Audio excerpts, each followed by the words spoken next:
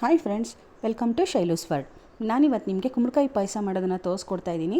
ಕುಂಬಳಕಾಯಿ ಪಾಯಸ ಮಾಡೋದಕ್ಕೆ ನಾನು ಸಿಹಿ ಕುಂಬಳಕಾಯಿ ತೊಗೊಂಡಿದ್ದೀನಿ, ಒಂದು ಫುಲ್ಲು. ಅದನ್ನು ಸಿಪ್ಪೆ ತೆಗೆದುಬಿಟ್ಟು ಒಂದು ಸ್ವಲ್ಪ ದೊಡ್ಡದಾಗೆ ಹಚ್ಚಿಟ್ಕೊಂಡಿದ್ದೀನಿ. ಮತ್ತು 2 ದೊಡ್ಡ ಉಂಡೆ ಬೆಲ್ಲನ ತೊಗೊಂಡು ನಾನು ಸ್ವಲ್ಪ ದೊಡ್ಡದಾಗೆ ಕುಟ್ಟಿಟ್ಕೊಂಡಿದ್ದೀನಿ. ಮತ್ತು ಕಡಲೆ ಬೀಜ 1 ಕಪ್ಪು ಹುರಿದು ಸಿಪ್ಪೆ ತೆಗೆದಿಟ್ಕೊಂಡಿದ್ದೀನಿ. ಮತ್ತು ಒಂದು 5 ಯಾಲಕ್ಕಿ ಕಾಯಿ ತೊಗೊಂಡಿದ್ದೀನಿ. ಮತ್ತು ಒಂದು ಹೊಪ್ಪು ತೆಂಗಿನ ತುರಿನ ತುರಿದಿಟ್ಕೊಂಡಿದ್ದೀನಿ. ಮತ್ತು ಇವಾಗ ಸ್ಟಾರ್ಟ್ ಮಾಡೋಣ. ಒಂದು ತಪ್ಪಲೆಯಲ್ಲಿ ನಾನು ಏನು ಹಚ್ಕೊಂಡಿದ್ದೀನಲ್ವ ಕುಂಬಳಕಾಯಿ, ಅದನ್ನು ಹಾಕ್ಕೊಂಡು ನೀರು ಹಾಕ್ಕೊಂಡು ಕುದಿಯೋಕೆ ಇಟ್ಕೊಂಡಿದ್ದೀನಿ. ನೋಡಿ, ಕುದೀತಾ ಇದೆ ಈಗ. ಒಂದು 10 ನಿಮಿಷ ಅಥವಾ ಕಾಲು ಗಂಟೆನಾದರೂ ಕುದಿಸ್ಬೇಕಾಗತ್ತೆ. ಬನ್ನಿ, ಅಷ್ಟರಲ್ಲಿ ನಾವು ಪೌಡ್ರ್ ರೆಡಿ ಮಾಡ್ಕೊಂಬಂದ್ಬಿಡೋಣ.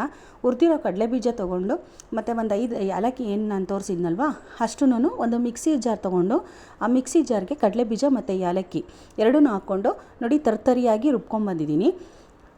ನೆಕ್ಸ್ಟ್ ಇವಾಗ ನೋಡೋಣ. ಕುಂಬಳಕಾಯಿ ಆಲ್ರೆಡಿ ಬೆಂದಿರುತ್ತೆ, ಒಂದು 10 ನಿಮಿಷ ಆಗಿದೆ. ಆಲ್ರೆಡಿ ಬೆಂದಿರೋ ಥರ ಕಾಣಿಸ್ತಾ ಇದೆ ನೋಡಿ. ಇವಾಗ ಕಾಣಿಸ್ತಾ ಇದ್ವಲ್ಲ ನೋಡಿ, ನೋಡ್ತಾ ಇದ್ರೇ ಗೊತ್ತಾಗುತ್ತೆ ಸ್ವಲ್ಪ ಬೆಂದಿದೆ ಆಲ್ರೆಡಿ. ಇನ್ನೊಂದು 2 ನಿಮಿಷ ಬಿಟ್ಕೊಂಡು ಬಸ್ಕೊಬಿಡ್ತೀನಿ ನೋಡಿ. ಈಗ ನಾನು ನೋಡಿ ಫ್ರೆಂಡ್ಸ್, ಒಂದು ಕೊನೆವರೆಗೂ ನೋಡಿ ವಿಡಿಯೋನ. ಒಂದು ಟಿಪ್ಸ್ ಹೇಳ್ತೀನಿ ನಿಮಗೆ, ಸೀಕ್ರೆಟ್ ಟಿಪ್ಸು ನೋಡಿ. ಈಗ ಬಸ್ಕೊಂಡಿದ್ದಾಗಿದೆ, ಸ್ಮ್ಯಾಶ್ ಮಾಡ್ಕೊಳ್ತಾ ಇದ್ದೀನಿ.